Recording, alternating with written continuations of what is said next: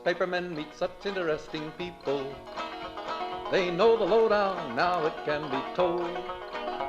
I'll tell you quite reliably off the record about some charming people I have known. For I meet politicians and grafters by the score, killers plain and fancy, it's really quite a bore. Oh, newspapermen meet such interesting people. They wallow in corruption, crime and gore. Ting-a-ling-ling, city desk, full the press, extra, extra, read all about it, it's a mess, meets the test. Oh, newspapermen meet such interesting people. It's wonderful to represent the press. Now you remember. Media Project gives you a half hour of commentary and analysis, even on days in the Northeast when the weather precludes us from getting to the studio, and we're in different spots today, but we are here to bring you some commentary on what's going on in the media. I'm Rex Smith, former editor of the Times-Union, now at the Upstate American, with Rosemary Armeo, veteran investigative journalist and professor, Ira Fusfeld, the longtime former publisher of the Kingston Daily Freeman, and Dr. Alan Chartock, the CEO of Northeast Public Radio. And you all are okay? Let's hear. Here. I went out into the snow early in Great Barrington, and it was very interesting. The weather outside was, frightful. Well, I was looking forward to being in the studio because it's easier to argue with Alan in person than it is on the phone, but we'll muddle through. We'll try to cut him off when we can. All due respect, Dr. Chartock. Yes, of course. So listen, I think we need to deal with the big issue, which is, I would say, the biggest media scandal of my lifetime. I really think it is. The fact that we have newly disclosed messages that revealed in the lawsuit filed by Dominion Voting Systems reveals that the biggest stars on Fox and the senior executives there privately expressed disbelief about the false claims about the 2020 election. They knew that it was crazy, yet they continued to present it to their viewers, and the memos that have been revealed, the internal communications, make it clear that Laura Ingraham and Tucker Carlson and the Fox executives were only presenting that, all the way up to Rupert Murdoch, only presenting it in order to try to keep their intense right-wing viewers, that they didn't want to lose their audience by telling them the truth. I guess we've known about this. It's just that this is revealed. That is, we here in this group have known about this. But pushing content that you know is false, is there anything bigger than that? Dr. Chartock, you want to lead us off on this? Well, there is nothing that is really worse than lying to the people who are supposed to be listening to you. And I think that's what you're indicating here, Rex. And we know that when that happens, you bring a sense of, discredibility to the entire business of journalism. Yeah. Well, that's exactly right. I have to tell you, in The Godfather, there's a line near the end when Tessio is revealed to be the betrayer, and he says, "Tell Michael it's only business, nothing personal." And this is only business, but I tell you, I take this personally. I was in the newspaper business almost 50 years, and there was nothing else that motivated those of us who did good journalism. It was to tell the truth. And the fact that these guys were not telling the truth, not only for the reasons that they're not telling the truth, the impact was on all of us in journalism, all of us in democracy. There are millions of people who follow these Fox people who don't believe what is being reported accurately elsewhere, and it's just done tremendous damage to the journalism business and to the country, in my view. And where are we going to see that damage specifically, Ira? Well, we already see it. We see it in the fact that the New York Times, for example, might report a story that Tucker Carlson can then point to and say, nobody believes this, and he's got millions of followers who don't believe it. So where's the truth come out? Rosemary? I think you're not overstating it, Rex. I guess I would put the Jason Blair scandal and the Judith Smith horrible reporting that got us into a war in Iraq as among the worst media scandals of my lifetime, but it certainly is right up there. It's incredibly cynical. It confirms the views, the anti-press views of many people that this is how we all operate. And for the first time in my life, I am rooting for Dominion Voting Systems to win. I hope they get every cent of the $1.6 billion that that they're seeking from Murdoch and from Fox. It seems to me that these messages constitute a textbook definition of reckless disregard for the truth, which under the existing libel laws allows for a press organization to be found in violation of the law despite the First Amendment. I love the irony that Fox supports a loosening of the libel laws because that will only hurt them worse. I think under the existing libel law, they are extremely vulnerable right now. I'm shocked that they have not sought a settlement. But they would then have to concede to misbehavior, though I don't know that their viewers would hold them to account. Yeah, I mean, is this worse, Rex? Those letters are just outrageous and shocking even internally. Jackie Henrich, the reporter who tried to fact-check in a Twitter, not on air, but in a Twitter, some of Trump's big lie stuff, she did not know that her colleagues were calling for her to be fired because she was endangering the brand. It's just hard to describe what a betrayal this is to journalism. By reporting the truth, Correct. Of course. This is what's so stunning. And so what should be done, Rosemary, to the betrayer? I mean, is there a way in which the industry and those of us who are involved in it can deal with it? The real punishment will come, I hope, at the hands of a judge who will rule in favor of Dominion voting. As for the rest of us, we continue to call them out. I'm sorry, John Oliver probably does it the best.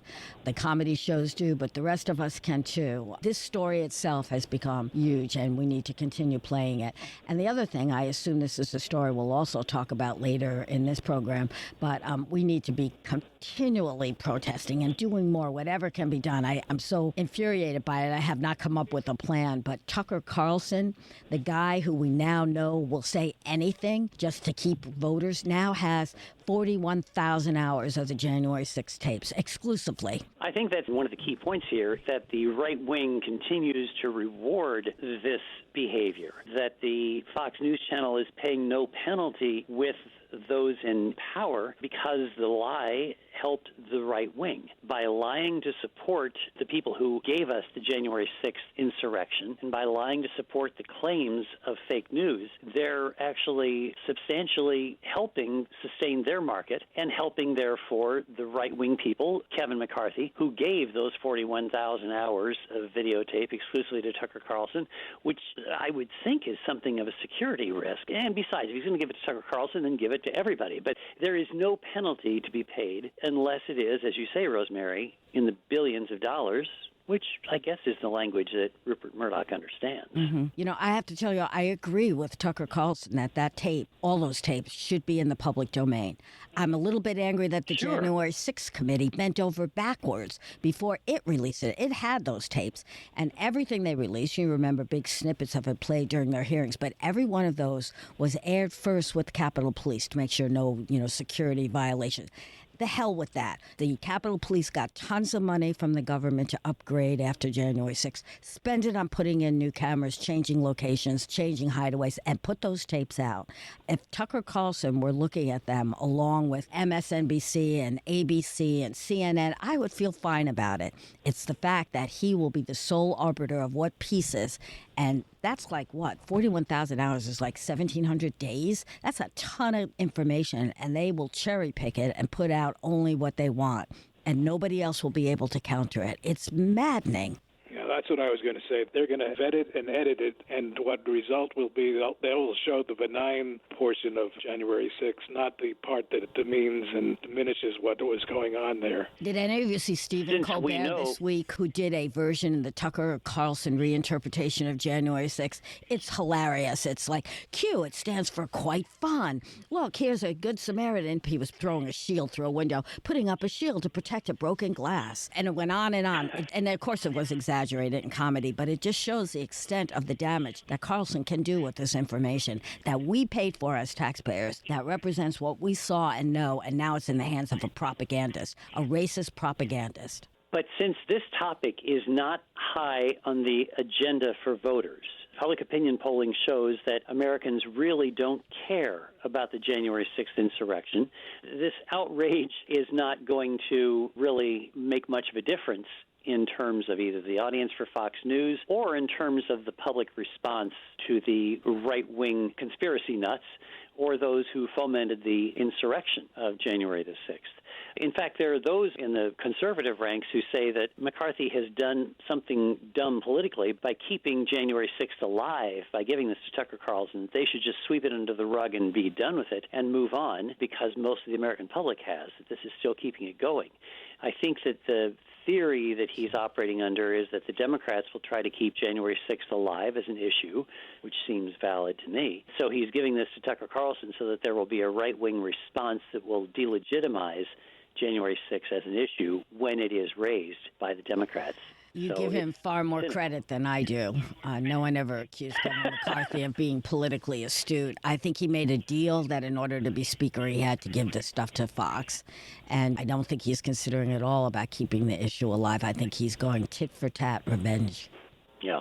This is really not part of the media project, but if McCarthy can release these tapes to Tucker Carlson, why can't Chuck Schumer release tapes to whoever he wants to release? Why does McCarthy have sole possession of these tapes? That's an excellent question. I don't know the answer to that question. I don't know that another network would welcome that kind of an exclusive dump, because it suggests that you're conspiring with the politicians. You need to have the independence of saying, well, I'm not going to be the one who's going to make these decisions. You need to make this available to everybody. So if Chuck Schumer were to do that, say, to CNN, it would identify CNN as being the preferred outlet for Chuck Schumer. So he could release them to everybody. He could say, here it is, I'm giving it to the public. He doesn't have to release them just to CNN. Well, we will move on just because we have so many great topics to talk about here that need some attention. One, for example, is the recent hearings in the Supreme Court last week on Section 230 of the 1996 Communications Decency Act, which basically, in 26 words, gives digital platforms the freedom from being liable for anything that they may publish. And that has been used to basically affirm that these digital platforms can do whatever they want to and use the content that other publishers have. So it seems as though, however, that the justices are not interested in reforming Section 230 because it is, as they say, kind of beyond their ken. They're judges. They don't know about what to do with this. Do we have any sense, therefore, that this Supreme Court review will make any difference in the world of the media? Seems not.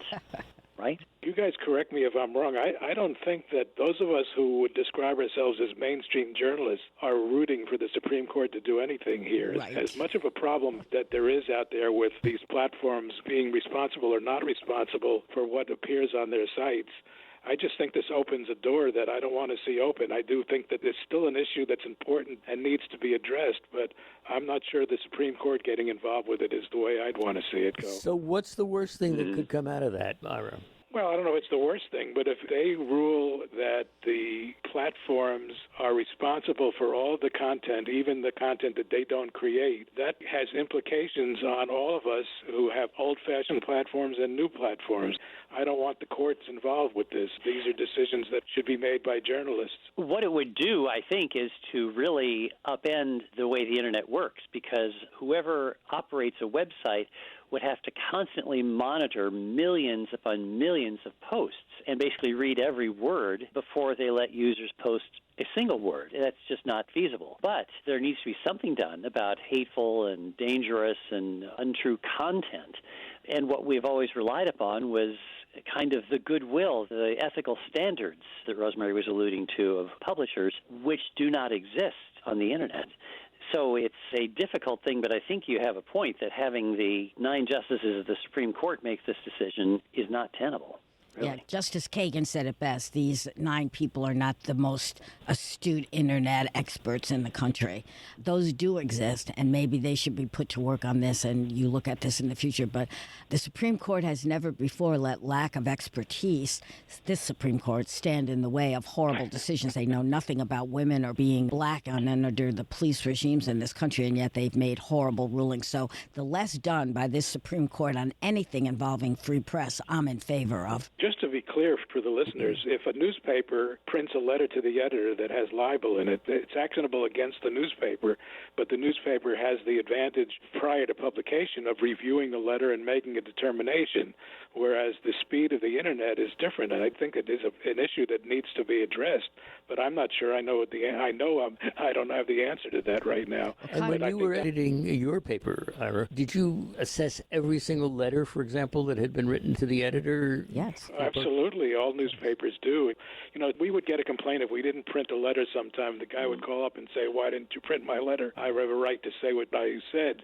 And we would say to them, "Yes, you have a right to say what you said, but you don't have a right for it to be in our newspaper because we could be sued." And I think there's nothing wrong with that. The problem is this case exists is that if somebody posts something on the Internet, is the owner of the Internet responsible if the post is up and running before it has had a chance to be reviewed? And as Rex points out, if you wait to review it, there's millions of other comments that are going to be reviewed at the same time, and thus it's not going to be instantaneous, which gives the Internet some of its appeal.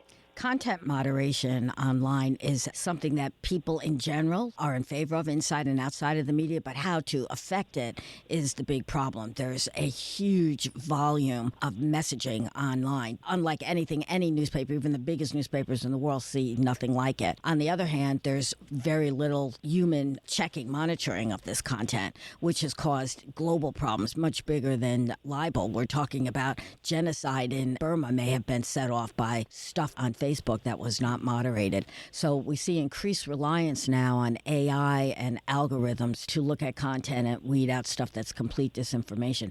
If there were a law, if the Supreme Court made them responsible and repealed 230, you would see a shutdown of information because there would be no other way to do it at this particular time. Technology may improve that, better hiring, using more editors could all help. But at this particular time, if 230 made them liable, you would just see a shutdown of complete whole sets of topics, I think. And I think you allude to something that's correct, Rosemary, when you say that technology may make a difference. As artificial intelligence improves, we may have the capacity to instantaneously make some judgments like this. Maybe there will be a way then to hold publishers liable by using artificial intelligence. Right now, that doesn't exist. We can't do that because we just don't have enough moderators. It would, in effect, shut down the Internet. But that said, the responsibility of publishers is so important. Ira made allusion to a point of we do check every letter to the editor. It's not only that. I think people don't realize that publishers, or actually the editors who work for the publishers, make decisions all the time to not publish stuff that could be libelous, that could be defamatory. We even don't have in the past made decisions not to publish something that a politician says, that a public official says in a public forum, if we think that that is defamatory and that it could be, the news organization could be held liable for something that a politician says. So this is important to understand that there's a level of responsibility. It's all moot, though. Yes, we all know newspapers had it right. They got it correct, but they're dead. And to transfer the ethics of newspapers to the Internet is something we have not been able to complete yet. And the fact that the Supreme Court might be doing that retrofitting is horrifying to me. It should be done by journalists, by the business. Rosemary, by the way, said something interesting about the Supreme Court justices don't know anything about women. Speaking of not knowing anything about women, Rosemary, you get first crack at this. Don Lemon of CNN. I'm sorry, though, maybe I shouldn't ask you because you're past your prime. I know, way, way past my prime, according to that little twit. I have never taken him seriously. He has just always seemed such a lightweight to me. He is more gaffe-prone than Joe Biden ever was, and yet he continues to be sort of favored, at least by CNN. I wish he had been fired instead of Brian Seltzer, he has his problems too, but he was a serious journalist. I've never seen Don Lemon do that. He's always been in it for himself, and he's paired with Poppy Harlow and Caitlin Collins on a new morning show that's doing terribly, which I'm happy to see that. I'm not the only one, apparently, who thinks he's a twit. But both of those women are far more talented, although less experienced. They're being punished to be paired with him. And, I don't blame him for saying that. In passing, that's a remark like, she's past her prime and here she is talking about older politicians. That's pretty rich. If he had said something like that and then when Caitlin Collins calls him to account, goes, yeah, you're right. No, it's not what I meant. I would say, okay, fine. But he didn't. He doubled down on it. He tweeted about it later. Yeah. He really believes this. misogynistic, outdated stuff. And it wasn't isolated. He has made other comments about women, and his behavior towards his two co-hosts has been abhorrent. He has yelled at them in public in front of other people. He has treated them like lesser beings, which you do not do in a newsroom. The glory of newsrooms is that experience and inexperience are together. They feed off of each other. Don Lemon is none of that. He is just an arrogant narcissist, and he's toxic in the workplace. So I hope this training they're giving him will teach him to change. I am highly doubtful. We'll wait and see. I don't think he should have been fired for this, but I don't think he's been punished enough. It is interesting, this concept of training that we are being assured is going on. Do you have any insights into that, Rosemary? No, I assumed when I read the stories that it was sexual, the standard sexual harassment training that many of us have received and not creating a toxic workplace. But has he not gotten this before? And does it make a difference when you're a star? He's internationally known and makes millions. He's got the Trump syndrome. I can do anything I want because I'm a celebrity. I don't think you train that out of somebody.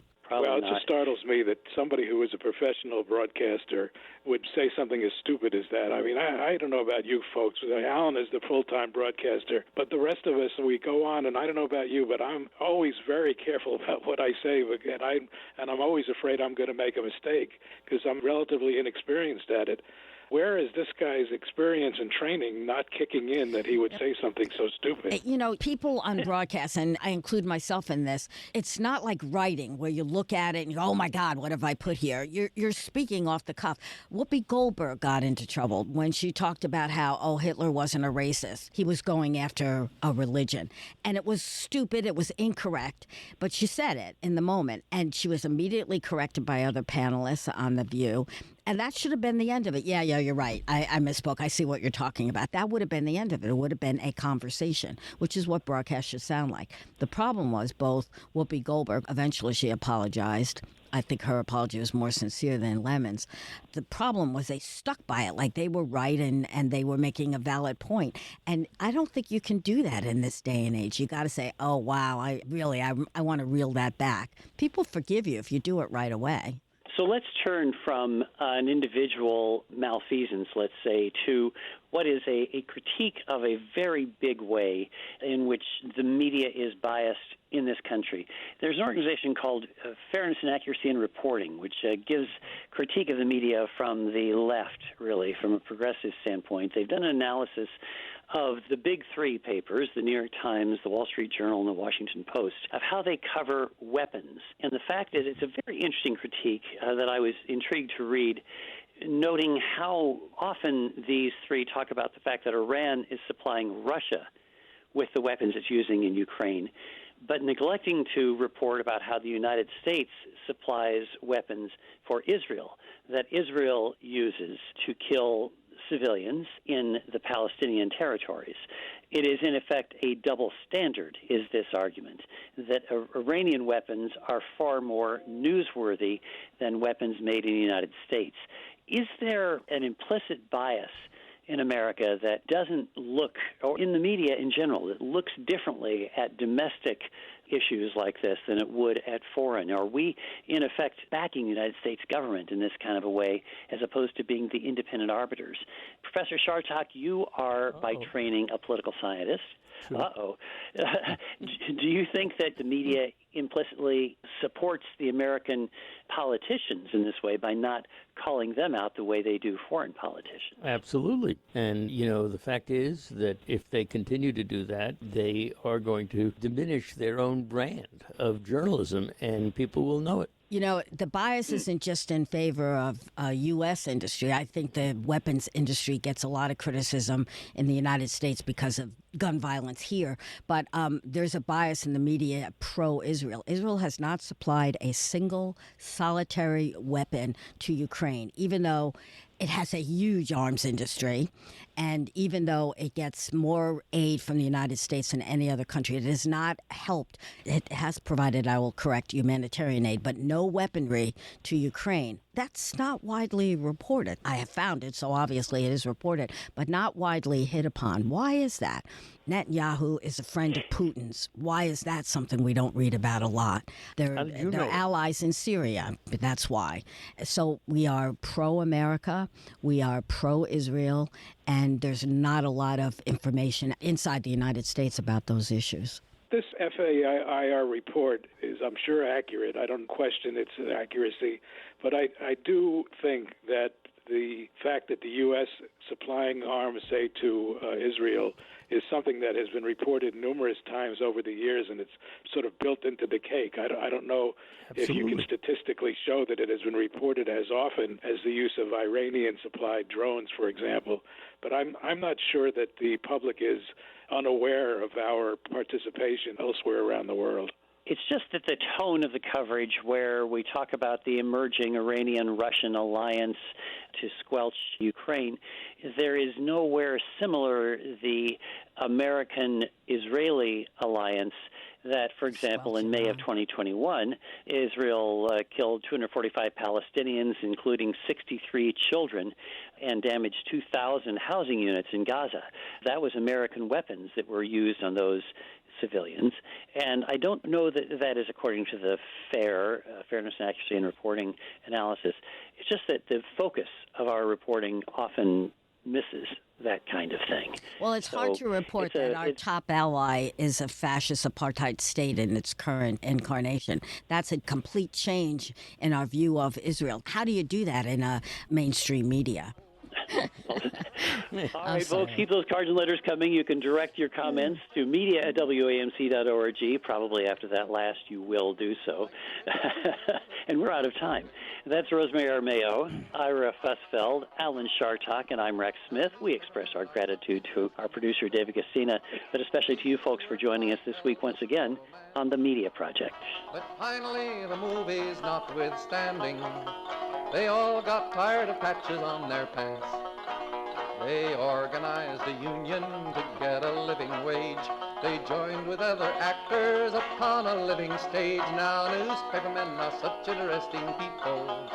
The Media Project is a production of WAMC Northeast Public Radio. Alan Chartock is CEO of WAMC, Professor Emeritus at the State University of New York, commentator, columnist, and author. Rex Smith is the former editor of the Times Union and Substack columnist. Ira Fusfeld is the publisher emeritus of the Daily Freeman. And Rosemary Armao is an investigative journalist and adjunct professor at RPI. Listen to The Media Project online anytime at WAMC.org or schedule a podcast wherever you get your podcasts. Or just download the WAMC app for your iPhone or Android at the Play Store today. Thanks for listening. Have worries, for publishers must go to working folks for readers and to big shots for their dough.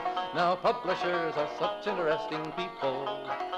It could be prostitution, I don't know. Ting-a-ling-a-ling, circulation, ting-a-ling-a-ling, advertising, get those readers, get that payoff. What a headache, what a mess. Oh, publishers are such interesting people.